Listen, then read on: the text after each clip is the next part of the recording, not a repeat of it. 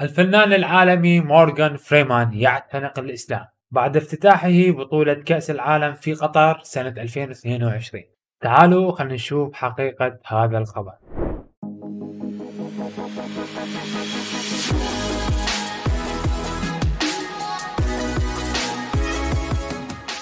مرحبا شباب، وياكم عبد الرحمن من قناة عبدان تيوب. بما انه اليوم عيد ميلادي واليوم جمعة، قررت ان نحكي اليوم موضوع هم مايل للدين وللاسلام، بنفس الوقت هم نطلع من اطار كاس العالم اللي صاير عليه ضجة كلش كبيرة. وما اطول عليكم نبلش بالحلقة، ولا تنسى لايك، اشتراك، تفعيل الجرس، وانتظر الجديد اللي راح اقدمه على قناتي. بعد ما تم استدعاء الفنان مورغان فريمان، الفنان العالمي اللي عمره حاليا ما يقارب 85 سنة، فنان عالمي والكل يعرفه وماكو داعي انه احكيكم بتاريخه لانه معروف بطريقة عالمية وعنده افلام خرافية، حرفيا خرافية. احنا اليوم راح نحكي ونفصل الخبر اللي طلعت او الاشاعة اللي طلعت انه مورغان فريمان اعتنق الاسلام بعد ما افتتح كأس العالم في قطر. واجى هذا الخبر من هواي صفحات انتشرت على الفيسبوك، كلها من طرف العرب، يعني مو من طرف الاجانب، لا العرب اكثر شيء نشروا هذا الشيء وقالوا انه الفنان العالمي، الممثل الاجنبي، الممثل الصاعد النازل، العالم الفشي الخرافي، واعتنق الاسلام بعد ما سوى افتتاحية كأس العالم في قطر.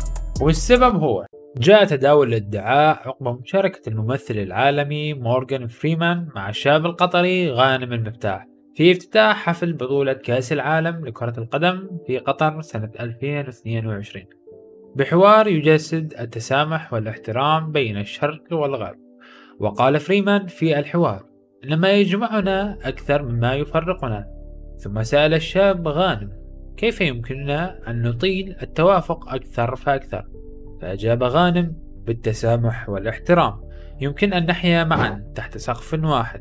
وأردف بالعربية بيت الشعر هو خيمة البدوي، حيث وضعت يكون البيت، وحين ندعوكم اليوم نرحب فيكم لأن تكونوا جزءا من هذا البيت، وأنا وأنت معا نرسل نداء لكل العالم ليكونوا معا.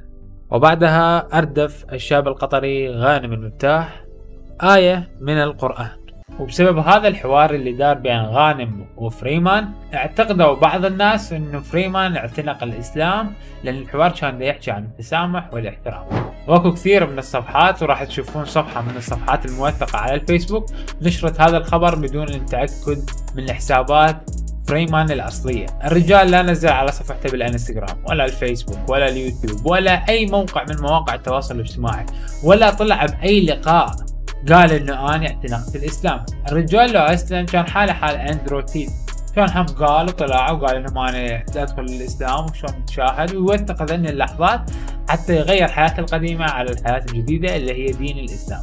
واللهم يهديه ويجعله من المسلمين. طبعا احنا نتمناه انه يكون واحد من المسلمين، ليش لا؟ واحد ممثل عالمي اكيد راح يكون له بصمه كبيره بالاسلام، وراح يخلي هوايه من الناس يدخلون للاسلام من الاجانب. بهذا الفيديو حبيت بس اخبركم عن هاي الاشاعه اللي طلعت، وممكن بالمستقبل نسوي هيك سلسله فيديوهات عن الاشاعات اللي تطلع بالمستقبل. واتمنى المقطع عجبكم، ويا ربي يا ربي تكون سنة خير علي، لان هذا اليوم عيد ميلادي والحمد لله بشكر اجى بيوم جمعة، يعني هذا الشيء اعطاني حافز انه انا ابلش بهذا المحتوى واطلع بهيج فيديو مختلف عن العادة، لان انا مثل ما تدرون محتوى القناة مالتي معلومات اجتماعية زائد محتوى الترفيه زائد محتوى الالعاب.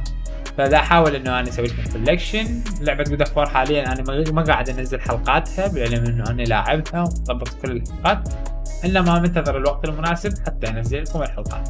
المهم ما اطول عليكم، كان وياكم اخوكم عبد الرحمن من قناه عبدان تيوب. اتمنى المقطع اللي نزلته عجبكم، لا تقصرون وياي، لايكاتكم، اشتراكاتكم، تفاعلكم، ومره اخرى كل عام وانتم بخير، كل عام وانا بخير، ولان انتم وياي. بيس.